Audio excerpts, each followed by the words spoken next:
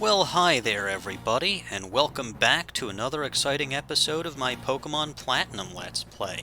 I am Magnificent Entertainer, Bulbagarden's multimedia executive. In the last episode, we finished up final preparations before battling the Elite Four, bought a ridiculously large amount of items that I probably will not need, and faced off against this green-haired fellow down here that likes bug-type Pokemon, defeating him in a battle, although his last Pokemon was rather annoying, as one would expect from bug types. Anyway, this will probably be a very short episode because we will now be facing the second member of the Elite Four, and, well, she should be relatively easy. But let's actually see how that pans out for us. Nice little area, craggy area that we've got here. Of course, you cannot advance until you defeat this member of the Elite Four. So let's do things all nice and proper. Well, well. You're quite the adorable trainer, but you've also got a spine. I hope I do, because if I didn't have a spine, I wouldn't be able to stand upright. Ahaha, I'm Bertha. I have a preference for ground-type Pokemon. Well, would you show this old lady how much you've learned? And let's do this. We're facing off against the second member of the Elite Four, Bertha, who says she is a ground-type specialist. She starts out with a level 50 Whiscash with the moves Earth Power, Aqua Tail, Zen Headbutt, and Sandstorm, and the ability Oblivious.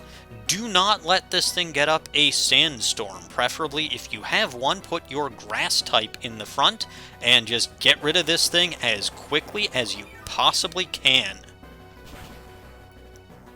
Because that Sandstorm, I mean, it will only last a finite amount of turns, but that Sandstorm can be very annoying. And very good, we got rid of that Whiscash. What do you got now? Unsurprisingly, she's going for her Gliscor now. It is level 53, has the moves Earthquake, Ice Fang, Fire Fang, and Thunder Fang, and the ability Hyper Cutter. Odd that she doesn't have Sand Veil on this, considering that she uses Sandstorm as one of her strategies. Ice-type moves will make this thing cry. I will predict an Ice Fang and switch over to Penguin over here. I know both Earthquake and Thunder Fang are going to be super effective on Penguin, but I believe you'd be using, well, you're, more intelligent than I would have thought. Okay, not great. Oh, not great at all. I should hopefully be faster than you. No. Welp, that's not ideal. Penguin goes down. But that's fine. Porygon will take care of this. Ice Beam, of course. I thought for sure you'd be going for an Ice Fang or a Fire Fang. Oh, I guess Earthquake, given my Poison type, Sub-type, would have done the most amount of damage, so I guess that makes a little bit of sense. Or you called my switch somehow. I don't care. Doesn't matter. Hippowdon over here. Not great.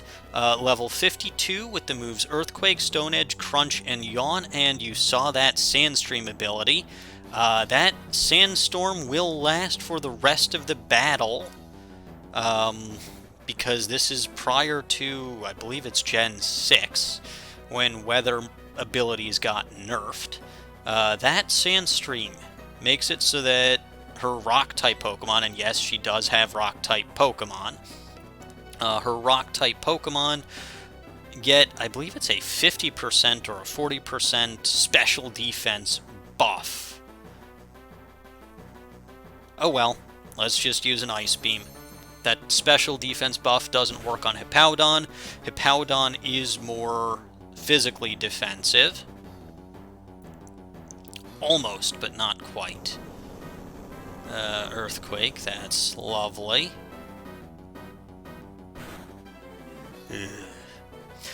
Actually, you may be a bit more of a challenge than I thought you would be, Bertha. Of course, I will get damaged at the end of every turn because of that. Sandstorm. I bet you're going to full restore? Yeah. So Ice Beam is a good move to use here. Losing Punguin was not ideal, although I would say, between Punguin and Masquerose, Punguin does have good Water-type moves, Masquerose, so close. Punguin does have Water-type moves, Masquerose has Giga Drain. Do not want to use Thunderbolt, that would be ridiculously stupid. We'll use Tri-Attack. Very good. Yeah, but between the two, Punguin is weak to Ground-type, as Ground-type moves, as you saw. Masquerose, at the very least, isn't weak to them, but doesn't resist them either. So, not great, but it is what it is. Alright, you're sending out Golem next. Golem over here is level 52 with the moves Earthquake, Fire Punch, Thunder Punch, and Sandstorm, and the Rock Head ability, which is going to do it absolutely no good at all. I'm going to let you trash Porygon, assuming that you actually don't get KO'd through this because of that special defense buff. I'm going to let you KO Porygon, or I'm going to freeze you and force you to use another, or you're going to thaw out and make that freezing not even worth it in the slightest. Thanks. Fine. Okay, it was that special defense buff which probably allowed Golem to live. Anyway, gonna put Masquerose out now, and just have Masquerose clean up. We'll use Giga Drain. No way you should live through this even with that special defense up. Yep, very good. That takes care of you. And your last Pokemon, because we are there already. Ow. Your last Pokemon is Rhyperior. This is, of course, her ace Pokemon. It is level 55, holding a Citrus Berry. It has the moves Earthquake, Rock Wrecker, Mega Horn, and Avalanche, so it covers its weakness to Grass fairly well with the Mega Horn and Avalanche moves. Doesn't cover its Water-type weakness very well at all. Also, Rock Wrecker, if you don't know, is the Rock-type Hyper Beam. Where I'm laughing is that she actually has the ability Lightning Rod on this thing instead of having Solid Rock. Lightning Rod does attract all electric moves, pretty much only useful in a double battle. I don't think it increases your special attack or speed or whatever secondary effect that it has in this generation. And nobody would be an idiot enough to try to hit this thing with an electric move anyway. Solid Rock is a very good ability for it, and would decrease the super effective moves by, I believe it's half? I don't actually remember, but it, or it only does 3/4 of what it normally would, which is still not great because of its glaring quad weaknesses, but it does allow it to survive a little bit better. Anyway, Rhyperior, even with that special defense buff, doesn't have Solid Rock's got garbage for special defense, so yeah, that was way too easy, he says as she KO'd 2 of his Pokemon, which, fine, whatever. Defeated Elite Four Bertha. Well, dear child, I must say that was most impressive. Your Pokemon believed in you and did their best and earn you the win. Even though I've lost, I find myself with this silly grin. Oh boy. You're quite something, youngster. I like how you and your Pokemon earn the win by working as one. That's what makes you so strong. I think you can go as far as you want.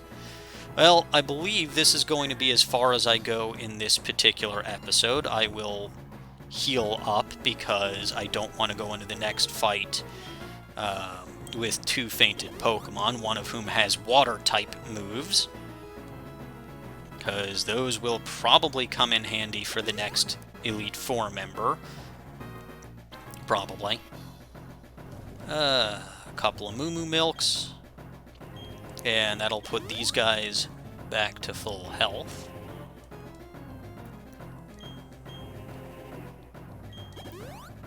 And PP check. Let's see. Do I need to use a Lumberry or a Lepaberry? I keep mixing up Lepaberry and Lumberry. That's kind of embarrassing. Still okay. Still okay. Earthquake will probably be helpful in the next battle. Didn't use you at all yet, Grim. I'm sorry, but you will have a chance to shine. Buddy, I'm real sorry about what happened to you. And you're exactly the same as you were last time, so I think we're good to go. I will actually put Splurb to the front of my party, and that's going to do it for this episode. So we're going to end things off exactly as we did in, well, not exactly as we did, but in the same relative location as we did with the last episode. I'm going to end things off here, and I will see you all next time.